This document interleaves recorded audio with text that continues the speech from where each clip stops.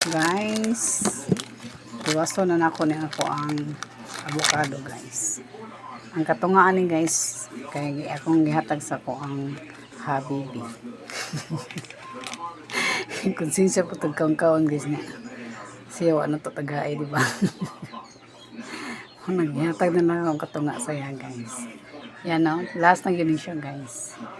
Kato ning pagpamalingkin ako. Bulig ano man siya kabuok, tulo ka buok.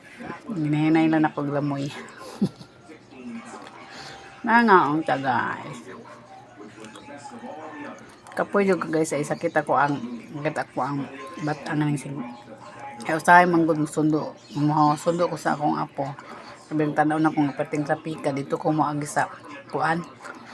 Dito ko moagi sa tawag ani overpass di Bunawan pati Bajong Tag-asa pating taasa kay simple di ba nagaagi ang mga dagko kay mga 10 wheeler so di kailangan yun need yun ang taas kayo nga kuan pamasan ko ang atop sa 10 wheeler so taas gud kay ang kuan guys ang iyang kuan ang iyang tulay kanang overpass mo nang no ko ang lula in town nanakit ang bata nanakit ang batag sige ko ang sa kanaog.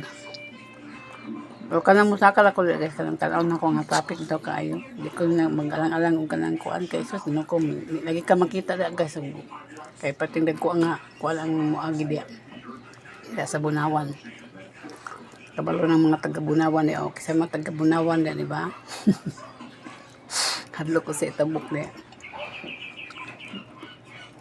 Pamaulan na ang arab ko kay klase di pa hoy saka-saka kadalian ang kuan overpass.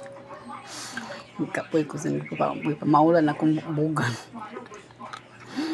Bugan ang pamaulan sa kakanawan ng kuan.